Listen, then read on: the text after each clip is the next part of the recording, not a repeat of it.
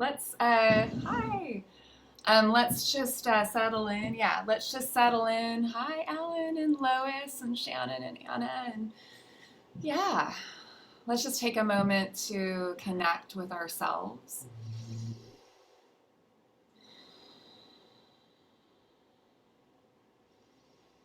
And just letting your awareness sink. Good. Yeah, just let it sink and settle, and coming into your body as much as you can, getting a feeling for what it's like in here today. If it feels good, you can take a few deeper breaths. Sometimes it feels good just to air it out in here. Nice deep breath in, hold, sip in a little bit more,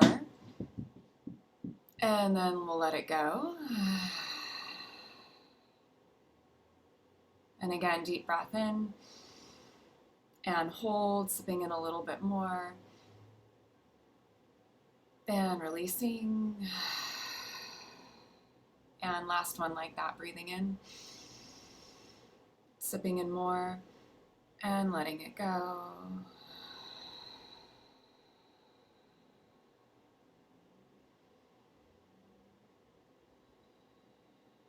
Noticing what your energy's like, noticing how your heart feels, noticing what emotions you might be aware of. Are you happy? Are you sad? Are you angry? Are you afraid? Are you some variation of that? Does the heart feel enlivened? Does the heart feel fatigued? And these are just inquiries, not just inquiries. So often we've learned that a question means I should know the answer. An inquiry is different. The question is used to allow an answer to emerge. We sort of just notice what emerges from these questions as we check in with ourselves. And then, what is your intention? What is it that you're most wanting to feel or receive from our time together?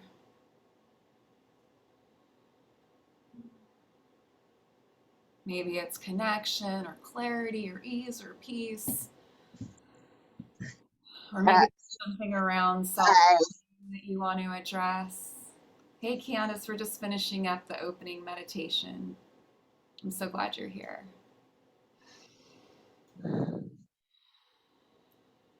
And then you can sense that your intention is woven into our collective intention.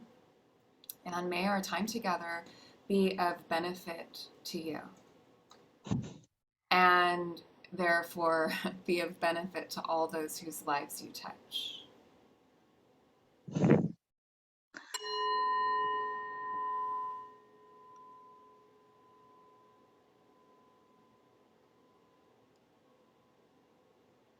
And as we open our eyes, continuing with our practice of staying in your body as you look out your eyes,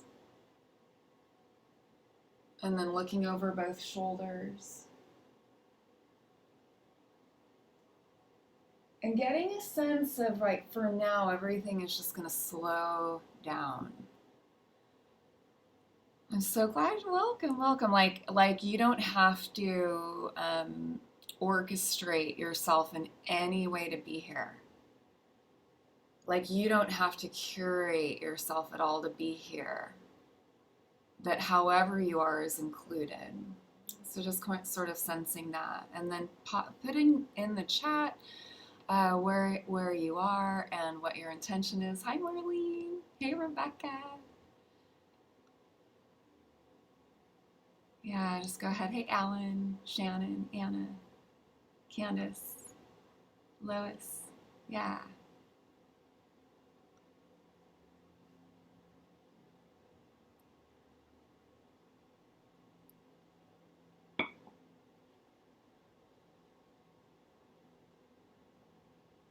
Good, Anna. Yes. So good to know, right? There's something medicinal about simply naming how it is for us. And just by naming how it is for us, we're already in that process, um, removing the thorn. So it's just a little bit of an opening to the third noble truth, right? Feeling guarded, and my intention is to let go. Yeah. My intention, Marlene, is to ground and connect. Yeah. My intention is freedom. Rebecca, yeah. Shannon, intention is to feel enough. Yes. Okay, good. You're all in the right place. I'm so excited to talk to you about this because, I mean, in practice, it's so liberating talking about freedom, you know. And that's what the Buddha really, that was his jam, you know. It was like, it wasn't about achieving some state of being that felt good all the time. It wasn't even that for him, because what he realized was that that always went away too. And that wasn't freedom. And so, yeah, let's talk about the sutra about the thorn. This is what the Buddha wrote. Fear is born from arming oneself. Just see how many people fight. I'll tell you about the dreadful fear that caused me to shake all over, seeing creatures flopping around like fishes in shallow water, so hostile to one another. Seeing this, I became afraid. And I think in this, he really, you know, he's pointing to something that is so telling about our predicament. That's what he's observing, is sort of the predicament of being pulled around by clinging and craving. If I'm pulled around by clinging and craving, remember the second noble truth. We suffer because, not because we crave, because like that's part of being human, not because we desire. Desire is wonderful. I mean, shoot, we've got these like fathom long animal bodies, only so long, you know. It's not about that. It's about not getting caught or seeing the lie that that will fulfill ultimately and forever. that actually is going to satiate the deep hunger within. We all have a hunger. I have it, you have it, you know. And it's like, if I think that going to Paris, which I really want to do and I haven't done yet, is gonna fill me up, you know, that's like, that is suffering. That's flopping around, right? That's flopping around, and I will fidget my way from cradle to grave. That was enough for him to say, hey, like, wait a second.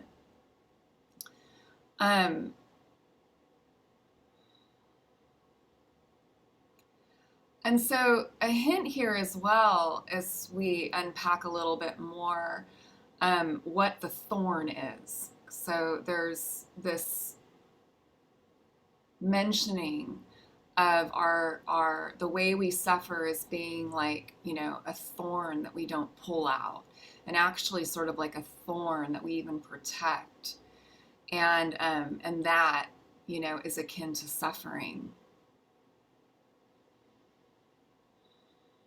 But if we understand that inherent to life, like life is thorny business. Life is thorny. When we think that the fact that life is thorny is somehow that we're to blame for that, and I'll talk more about this in a moment, then we become like fish flopping around. We turn ourselves inside out to get love and approval. You know, we do all kinds of things to avoid feeling bad, to avoid feeling the things that in the past maybe, you know, haven't been safe for us to feel before. So the thing I really wanted to mention here at this is it's not about not having thorns, and that is a big deal because we're sold it all the fucking time. You know, you have a thorn, and if you do A, B, C, and D, you won't anymore.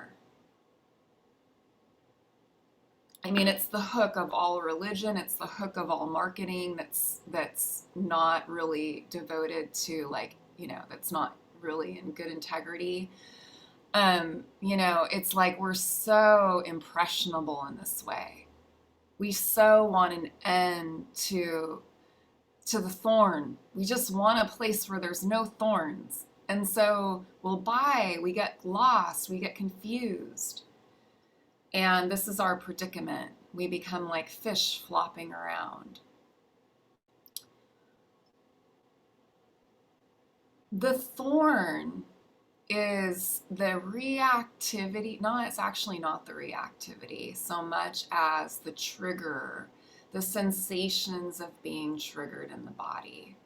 I think as I've really like kind of been thinking about this talk and planning it, and exploring it in my own life, I'm like, you know, it really comes down to something in your body, right, that happens, and something that we often say about this is I'm triggered. So when we get triggered, what we do with it, right, is actually, this is the third noble truth. Do we protect it? You know, do we get into, for example, like with trauma, the sense of responsibility for other people's feelings can have us on pins and needles, waiting for the other shoe to drop, you know, in relationship. So an example of this would be like, I don't know if I've told this story before, but, you know, like I was on Instagram, this is a while ago, and I see a picture of like a group of people out that I really love. You know, I mean, it's like, you know, and they're out having fun somewhere. All the tags and everything. I look at the thing and I'm like, ow, thorn. There it is. It's right there. It's just the thorn. Okay, so right there, it's like, ow, okay, okay, that's my point of practice. What I do from this point forward is everything. I can no sooner prevent myself from being upset by seeing that post than I can like breathing. I'm human, you are too. The triggers are gonna happen. You're gonna feel crappy. Like I see this and immediately I feel angry. I feel ashamed. Like, did I do something wrong? I feel really mad. I remember that was like a very strong right away feeling. And then I was noticing the way it was like coloring my mind about all the people in the picture. And so, but it's like in that moment, I could kind of pause and step back and start to notice and name, you know, like, oh yeah, like I'm really angry. I feel like I've done something wrong. That's freedom. Just that little piece. I'm angry. I feel like I've done something wrong. Like being able to like name it in that way, this is the third noble truth. This is where we prevent it from like proliferating into stories. It was a family thing, so it could proliferate into all kinds of stories. And you can imagine, I mean, families don't talk for their whole lives from this kind of stuff, you know? Like, it's like, so catching it, seeing it, and then realizing, like, wow, I really am hurt. Like, this is legitimately, like, this legitimately hurt, like, this hurts. And then name that too. And just name all of what I was feeling. And then once I like started to regulate, you know, I could feel my nervous system settle. I pulled out the thorn.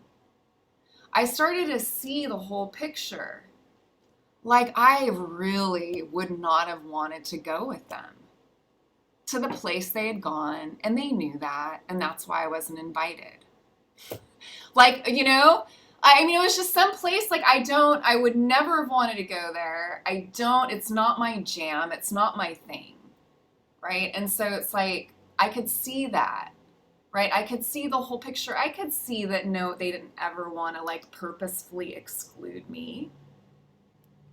You know, it's like, no, no, no. Like, I could see a much bigger picture, you know, and then I could decide if I wanted to say anything about it, but it would be coming from a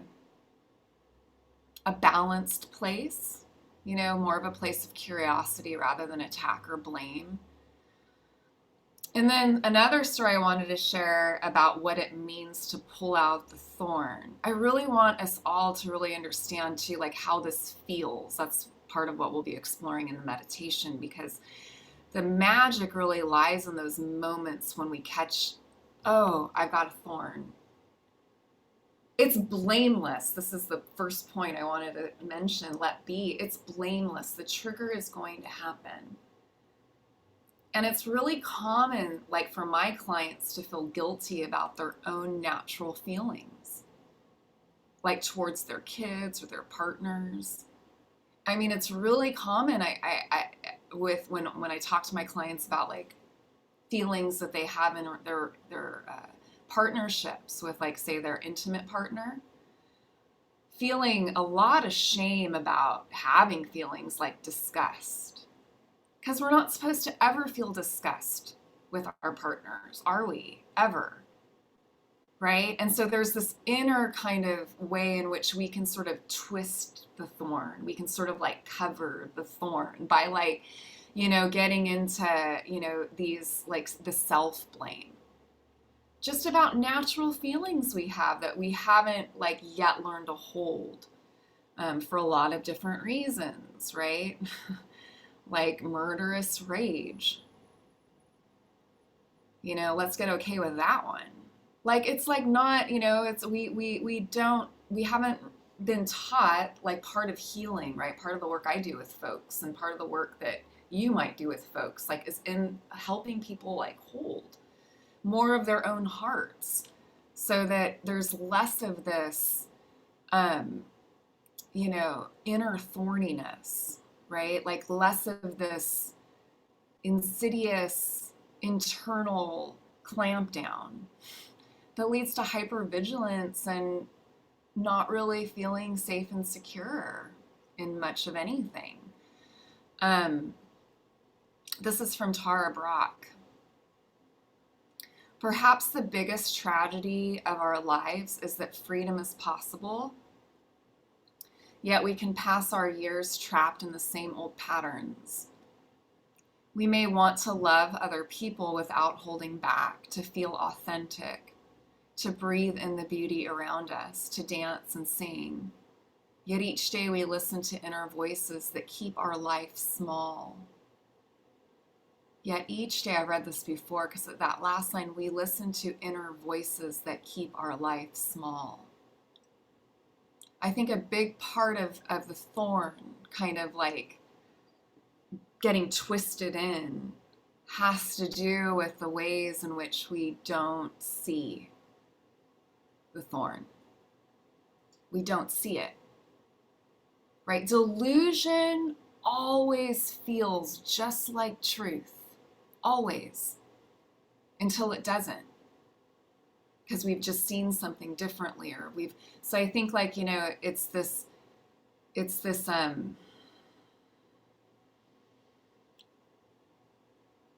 tending to awareness, whether, especially in those times when awareness tends not to be tended to, like your mind's always wanting to focus on something.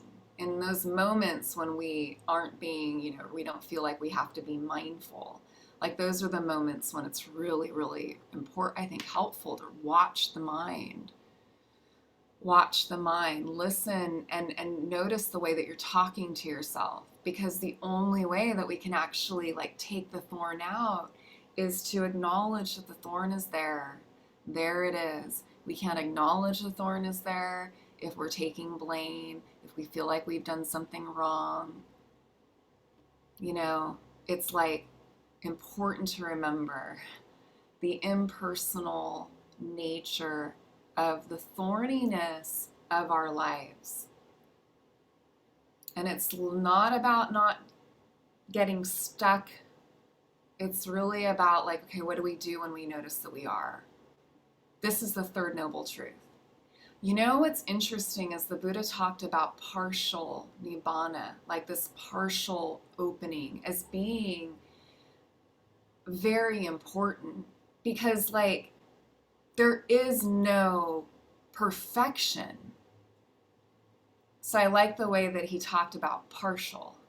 It's I think that's really honest, right? It's not we're not being sold anything that isn't, actually going to help. It's there's no remedy for the human condition, I guess, except for death. I guess that's the remedy. I don't know. But our suffering comes from thinking, and we get caught in this all the time in little ways and big ways, that there is a place where there are no thorns. And freedom comes from realizing that that place does not exist. It's okay, now we can actually be with the thorn, where before we may have been judging it. And I'm going to wrap up here, but I wanted to mention this too, by Simone Weil.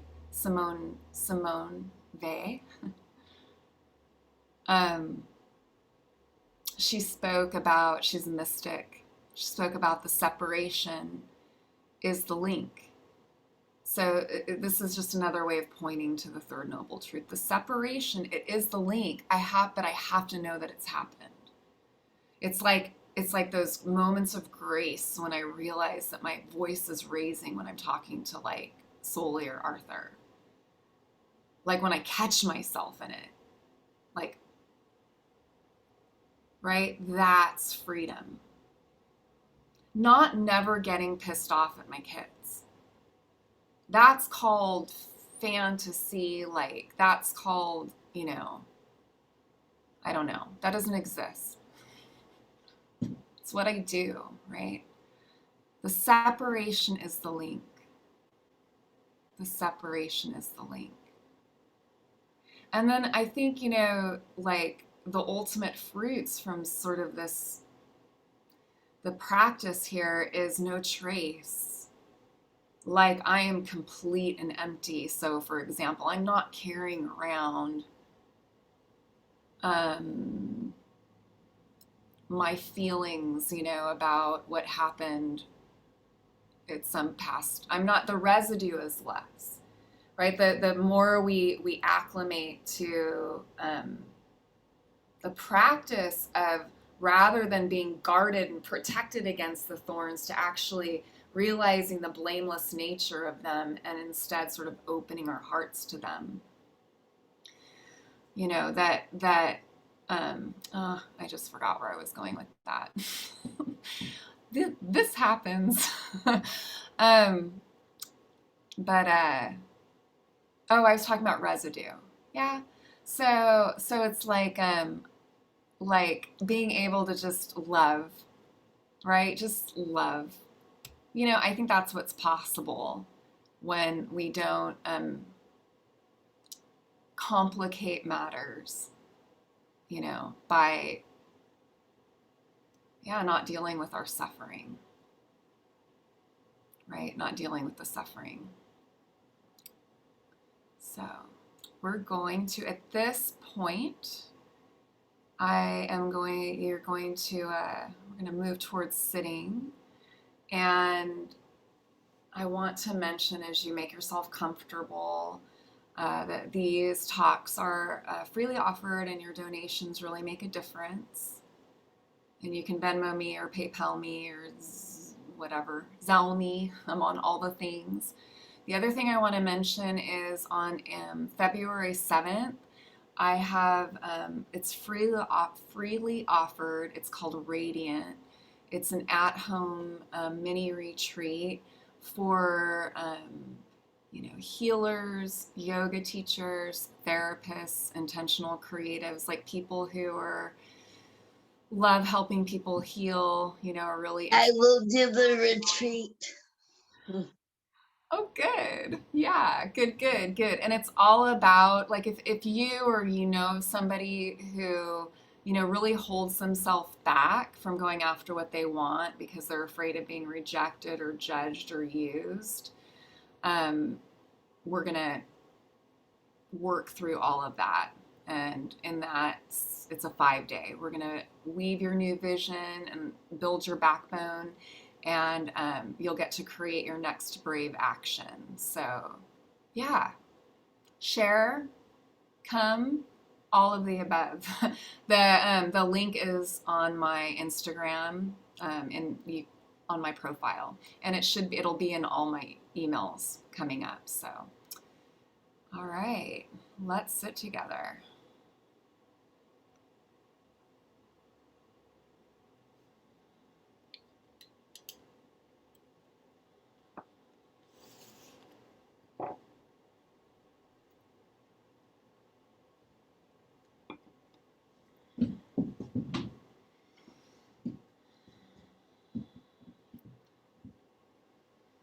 So we just establish, as we come into a comfortable posture, like right away, just sort of sensing, establishing a bit of ease in the body.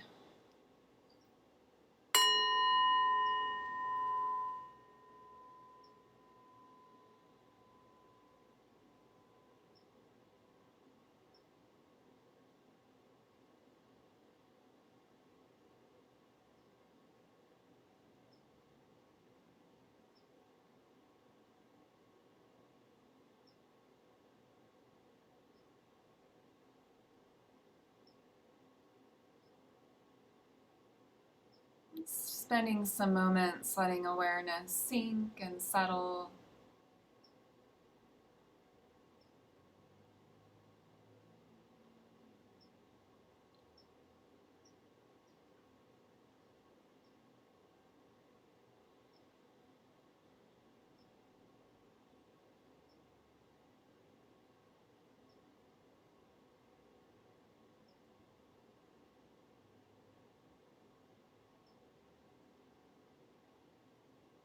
Remembering that meditation isn't something you need to do.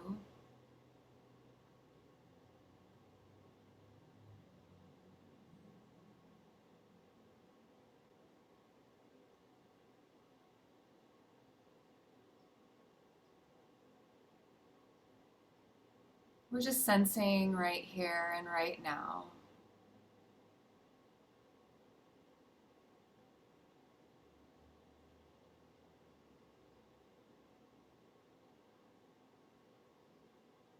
And letting the body, to whatever degree is possible, be at ease.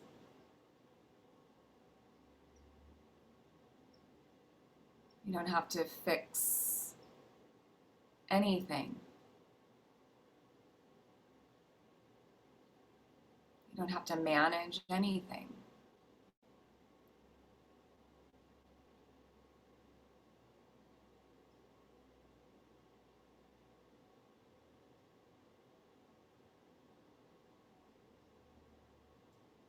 Letting the center of the breath maybe relocate from the nostrils to the belly.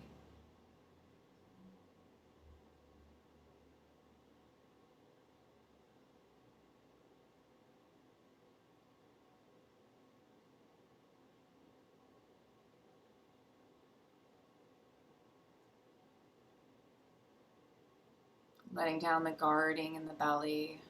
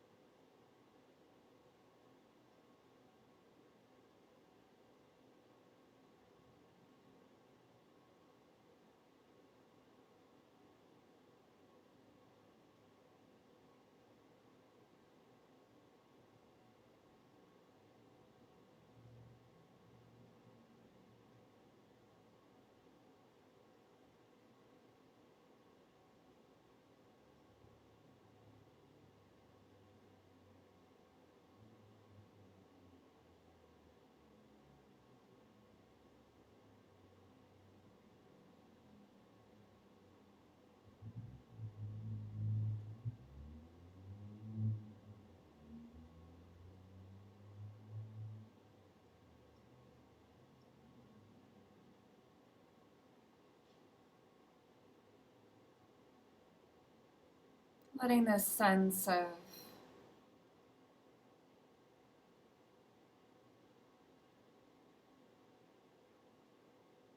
sort of establishing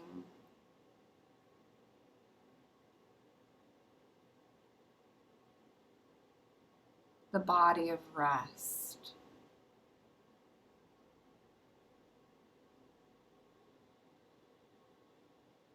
We may leave it, we will leave it, getting caught in something.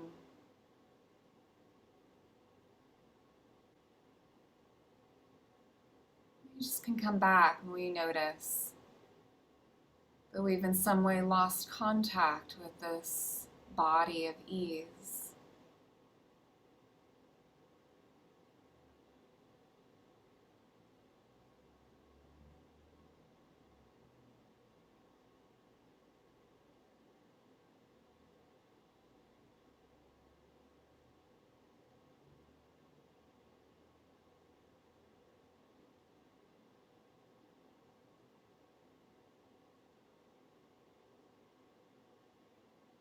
Maybe opening up to what it would feel like if you trusted nothing was missing.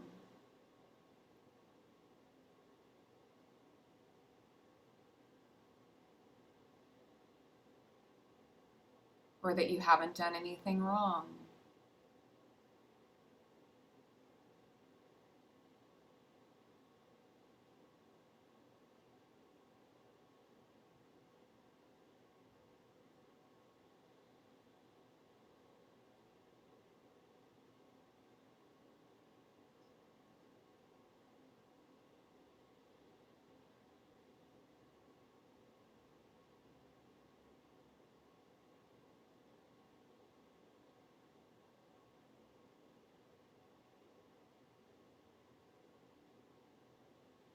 Noticing what the body of ease feels like.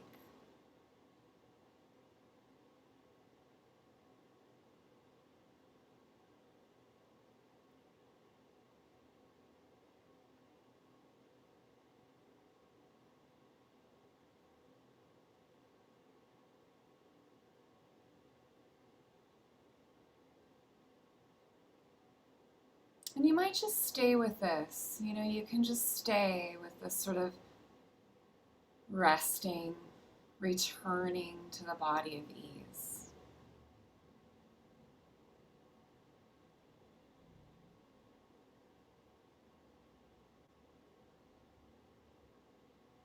Or you might work with something thorny in your life.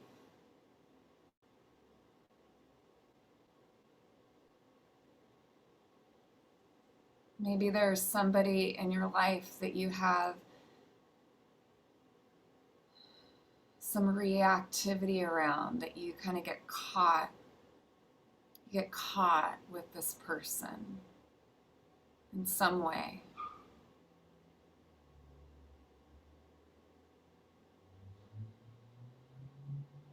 Let yourself sort of slow down.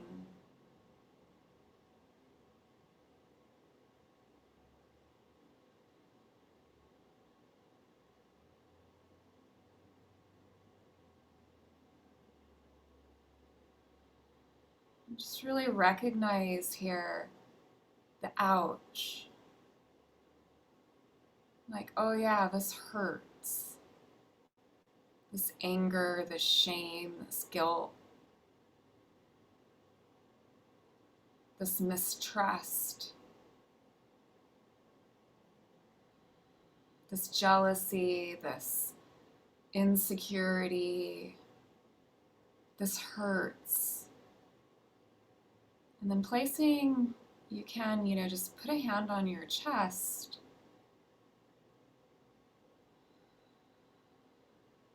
As a gesture of care. Noticing what it's like to combine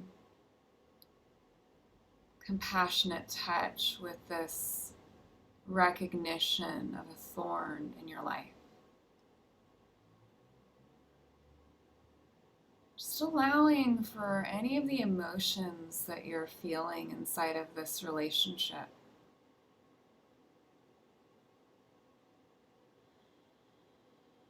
You don't have to solve it or figure it out. Just a yes to the grief, to the anger.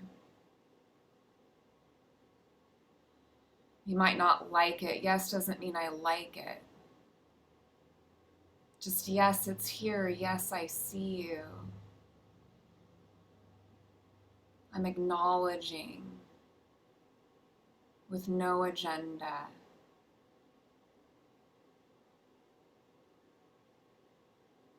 Notice if there's a way that you blame yourself here.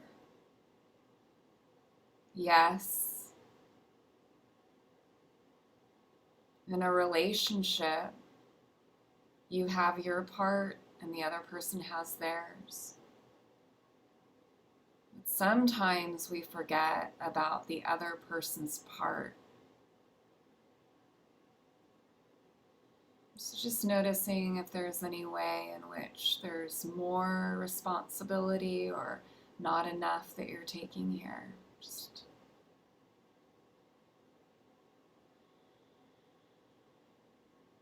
seeing.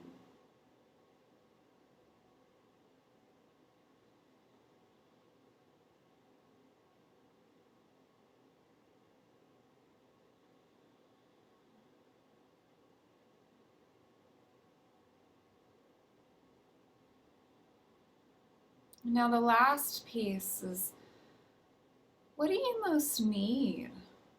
What is this thorn?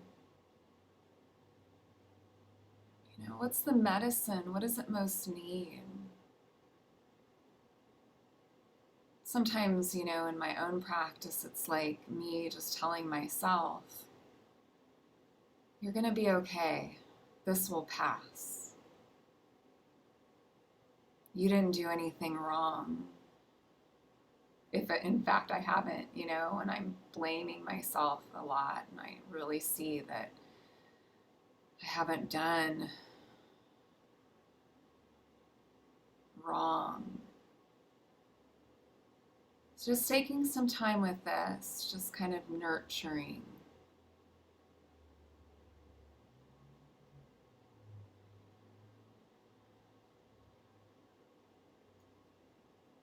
And maybe you might see a brave action emerge from this. Maybe not, but there may be some action that emerges, some way of being with this person. Right action, wise action may emerge.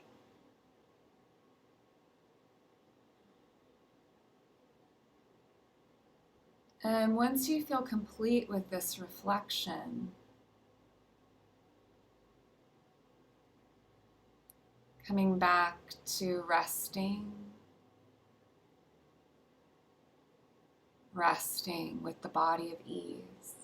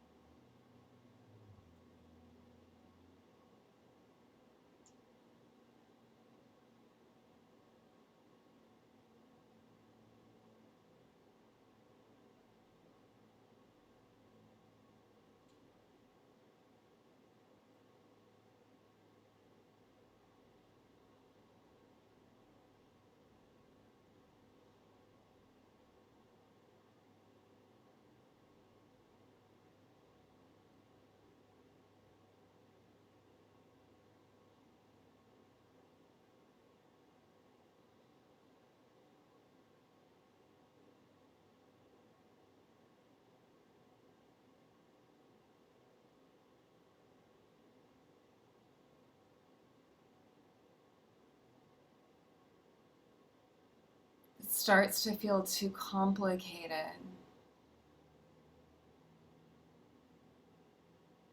Just relax.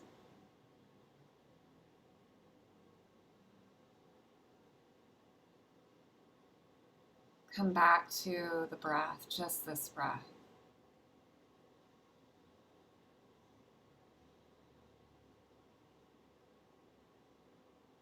Resting in the body of ease. Imperfect ease.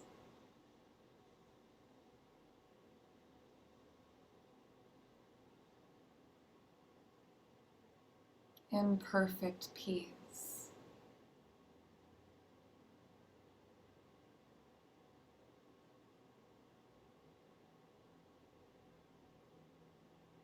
We don't have to wait for perfection to rest.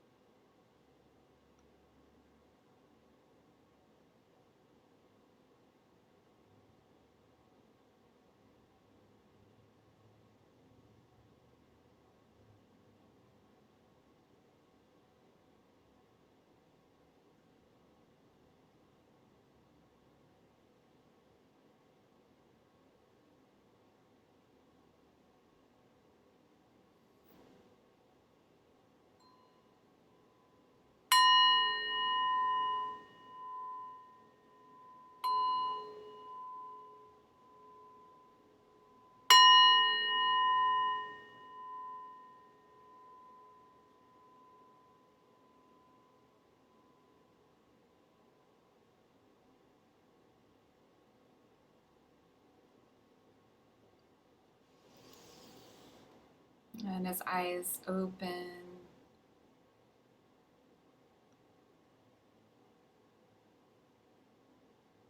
Remembering, the invitation to bring the body with you, be in your body. Would love to hear as we close, I love to check in with you and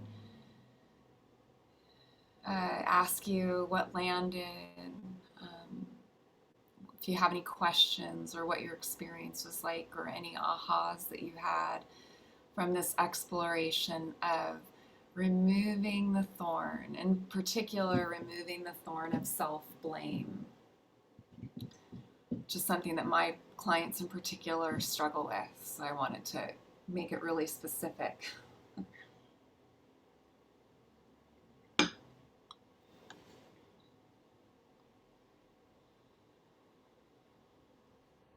Letting the resistance be there, sit with it, but not fight it. Exactly. Thank you, Candace. That's my thorn.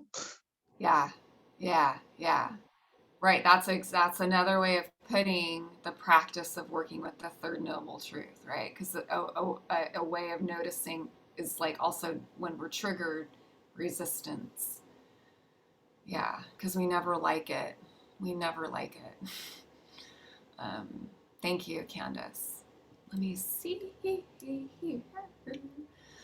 And I don't have to wait for perfection in order to rest or be at ease.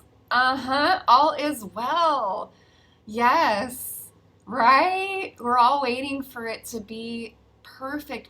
Even there's a part of us just can't believe that it is the way it is.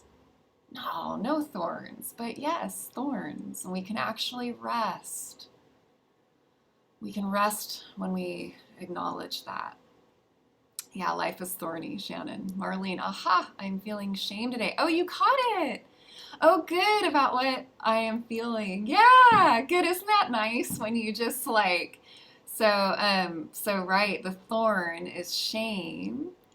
And, or the thorn would be whatever you're feeling, that you don't maybe, that you have judgment about. Yeah, and the shame. So you're really seeing the thorn. That's where freedom is. Yeah, good. All right. Okay, next week I will be on retreat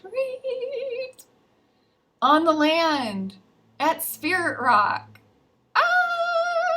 I haven't done that for a Have long fun. time. Thank you. Thank you. I get the little Rebecca. Thanks. Yeah. You're gonna have a blast.